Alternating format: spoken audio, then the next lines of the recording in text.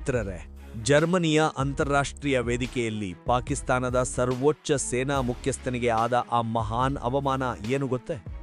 ಇಡೀ ಜಗತ್ತು ಗುರುತಿಸುವ ಅಜಿತ್ ಡೋಭಾಲ್ ಮತ್ತು ಜೈಶಂಕರ್ ರವರಂತಹ ನಾಯಕರ ನಡುವೆ ಆಸಿಮ್ ಮುನೀರ್ಗೆ ನಿಮ್ಮ ಐಡಿ ಎಲ್ಲಿದೆ ಎಂಬ ಪ್ರಶ್ನೆ ಎದುರಾಗಿದ್ದು ಯಾಕೆ?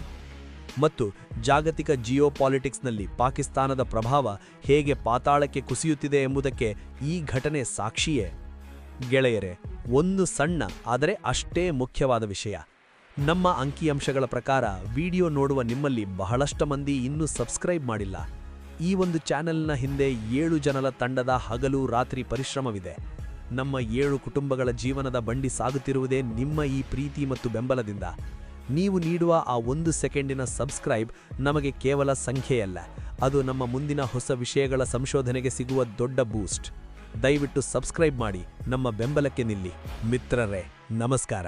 ನೀತಿ ಡಿಕೋಡ್ಗೆ ಸ್ವಾಗತ.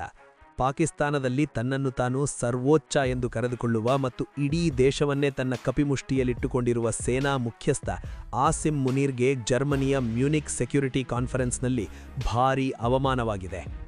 ಇತ್ತೀಚೆಗೆ ನಡೆದ ಮ್ಯೂನಿಕ್ ಸೆಕ್ಯುರಿಟಿ ಕಾನ್ಫರೆನ್ಸ್ನಲ್ಲಿ ಭಾಗವಹಿಸಲು ಹೋಗಿದ್ದ ಆಸಿಮ್ ಮುನೀರ್ ಅಲ್ಲಿವ ಭದ್ರತಾ ಸಿಬ್ಬಂದಿ ಗುರುತಿಸಲು ವಿಫಲರಾಗಿದ್ದಾರೆ. ವಿಮಾನ ನಿಲ್ದಾಣದಲ್ಲಿ ಅಥವಾ ಕಾನ್ಫರೆನ್ಸ್ ಪ್ರವೇಶ ದ್ವಾರದಲ್ಲಿ ಅವರನ್ನು ತಡೆದ ಸಿಬ್ಬಂದಿ ವೇರ್ ಈಸ್ ಯೋರ್ ಐಡಿ ಎಂದು ಪ್ರಶ್ನಿಸಿದ್ದಾರೆ. ಪಾಕಿಸ್ತಾನದ ಒಳಗೆ ಪ್ರಧಾನಮಂತ್ರಿಗಿಂತಲೂ ಹೆಚ್ಚಿನ ಪವರ್ ಹೊಂದಿರುವ ವ್ಯಕ್ತಿಗೆ ಜಾಗತಿಕ ವೇದಿಕೆಯಲ್ಲಿ ಕನಿಷ್ಠ ಮನ್ನಣೆಯೂ ಸಿಗದಿರುವುದು ಆ ದೇಶದ ಇಂದಿನ ಸ್ಥಿತಿಗೆ ಕನ್ನಡಿ ಹಿಡಿದಿದೆ. ಇನ್ನೊಂದು ಕಡೆಯಲ್ಲಿ ಅದೇ ಮ್ಯೂನಿಕ್ ಕಾನ್ಫರೆನ್ಸ್ನಲ್ಲಿ ಭಾರತದ ವಿದೇಶಾಂಗ ಸಚಿವರು ಡಾಕ್ಟರ್ ಎಸ್ ಜೈಶಂಕರ್ ಅವರು ಜಾಗತಿಕ ನಾಯಕರಂತೆ ಮಿಂಚುತ್ತಿದ್ದಾರೆ.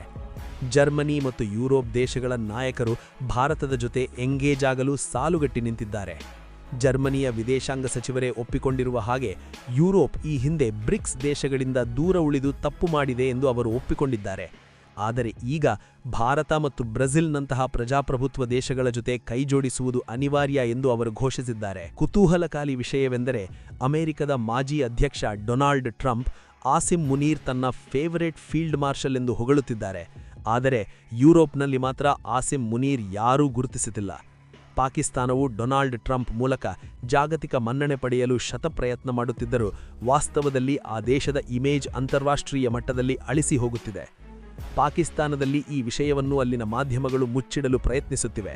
ಆದರೆ ಸಾಮಾಜಿಕ ಜಾಲತಾಣಗಳಲ್ಲಿ ಈ ವಿಡಿಯೋ ವೈರಲ್ ಆಗಿದ್ದು ಪಾಕಿಸ್ತಾನದ ಮಿಲಿಟರಿ ಶಕ್ತಿ ಜಾಗತಿಕ ಮಟ್ಟದಲ್ಲಿ ಎಷ್ಟು ನಗಣ್ಯವಾಗಿದೆ ಎಂಬುದನ್ನು ತೋರಿಸುತ್ತಿದೆ. ಜಯಶಂಕರ್ ಅವರಂತಹ ನಾಯಕರ ಮುಂದೆ ಆಸಿಮ್ ಮುನೀರ್ ಪ್ರಭಾವ ಶೂನ್ಯವಾಗಿದೆ. ಇನ್ನೊಂದು ಕಡೆಯಲ್ಲಿ ಪಾಕಿಸ್ತಾನದ ಒಳಗೆ ಇಮ್ರಾನ್ ಖಾನ್ ಅಂತಹ ಮಾಜಿ ಪ್ರಧಾನಿಯನ್ನು ಜೈಲಿನಲ್ಲಿಟ್ಟು ಅವರ ಮೂಲಭೂತ ಹಕ್ಕುಗಳನ್ನು ದಮನ ಮಾಡುತ್ತಿರುವ ಆಸಿಮ್ ಮುನೀರ್ ಜಾಗತಿಕ ವೇದಿಕೆಯಲ್ಲಿ ನೈತಿಕ ಬೆಂಬಲ ಸಿಗುತ್ತಿಲ್ಲ. ಮ್ಯೂನಿಕ್ ಕಾನ್ಫರೆನ್ಸ್ನಲ್ಲಿ ಜರ್ಮನಿಯ ಭದ್ರತಾ ಸಿಬ್ಬಂದಿ ಅವರಿಗೆ ಐಡಿ ಕೇಳಿದ್ದು ಕೇವಲ ತಾಂತ್ರಿಕ ಪ್ರಮಾದವಲ್ಲ, ಬದಲಾಗಿ ಜಾಗತಿಕ ನಾಯಕರು ಅವರನ್ನು ಕೇವಲ ಒಬ್ಬ ಸೇನಾಧಿಕಾರಿಯಾಗಿ ನೋಡುತ್ತಿದ್ದಾರೆಯೇ ಹೊರತು ಒಬ್ಬ ರಾಜತಾಂತ್ರಿಕ ನಾಯಕನಾಗಿ ಅಲ್ಲ ಎಂಬುದಕ್ಕೆ ಸಾಕ್ಷಿ. ಅಜಯ್ ಜಡೇಜಾ ಅವರಂತಹ ಕ್ರೀಡಾಪಟುಗಳು ಕೂಡ ಗಮನಿಸಿರುವ ಹಾಗೆ ಪಾಕಿಸ್ತಾನಿ ಕ್ರಿಕೆಟಿಗರು ಆಸಿಮ್ ಮುನೀರ್ ಮಿಲಿಟರಿ ಆಡಳಿತಕ್ಕೆ ಹೆದರಿ ಇಮ್ರಾನ್ ಖಾನ್ ಪರವಾಗಿ ಮಾತನಾಡಲು ಧೈರ್ಯ ಮಾಡುತ್ತಿಲ್ಲ.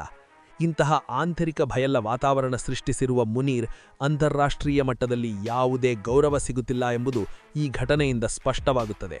ಅಷ್ಟೇ ಅಲ್ಲದೆ ಅಮೆರಿಕದ ಡೊನಾಲ್ಡ್ ಟ್ರಂಪ್ ಆಡಳಿತವು ಪಾಕಿಸ್ತಾನದ ಪರವಾಗಿ ಕೆಲವೊಂದು ನಕ್ಷೆಗಳನ್ನು ಬದಲಾಯಿಸಿ ನಂತರ ಭಾರತದ ಒತ್ತಡಕ್ಕೆ ಮಣಿದು ಅವುಗಳನ್ನು ಡಿಲೀಟ್ ಮಾಡಿರುವುದು ಜಾಗತಿಕ ಜಿಯೋಪಾಲಿಟಿಕ್ಸ್ನಲ್ಲಿ ಭಾರತದ ಪ್ರಭಾವ ಎಷ್ಟು ಪ್ರಬಲವಾಗಿದೆ ಎಂಬುದನ್ನು ತೋರಿಸುತ್ತದೆ.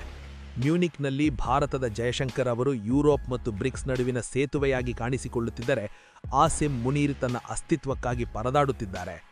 ಚೀನಾ ಮತ್ತು ರಷ್ಯಾ ಜೊತೆಗಿನ ಯುರೋಪ್ನ ಸಂಬಂಧ ಹಳಸಿರುವ ಈ ಸಮಯದಲ್ಲಿ ಭಾರತವು ವಿಶ್ವಗುರುವಿನಂತೆ ಅಂತಾರಾಷ್ಟ್ರೀಯ ಸಮೀಕರಣಗಳನ್ನು ನಿಯಂತ್ರಿಸುತ್ತಿದೆ. ಈ ಬದಲಾದ ಕಾಲಘಟ್ಟದಲ್ಲಿ ಪಾಕಿಸ್ತಾನದ ಮಿಲಿಟರಿ ಡಿಪ್ಲೊಮಸಿ ಸಂಪೂರ್ಣವಾಗಿ ವಿಫಲವಾಗಿದೆ ಎನ್ನುವುದಕ್ಕೆ ಮ್ಯೂನಿಕ್ನ ಈ ಅವಮಾನವೇ ಅತಿ ದೊಡ್ಡ ಉದಾಹರಣೆ. ಸ್ನೇಹಿತರೆ, ಜಾಗತಿಕ ವೇದಿಕೆಯಲ್ಲಿ ಭಾರತದ ಬೆಳೆಯುತ್ತಿರುವ ಈ ಶಕ್ತಿ ಮತ್ತು ಪಾಕಿಸ್ತಾನದ ಈ ಮುಖಭಂಗದ ಬಗ್ಗೆ ನಿಮಗೇನನ್ನಿಸುತ್ತೆ? ಕಮೆಂಟ್ ಮಾಡಿ ತಿಳಿಸಿ. ಜೈ ಹಿಂದ್, ಜೈ ಕರ್ನಾಟಕ.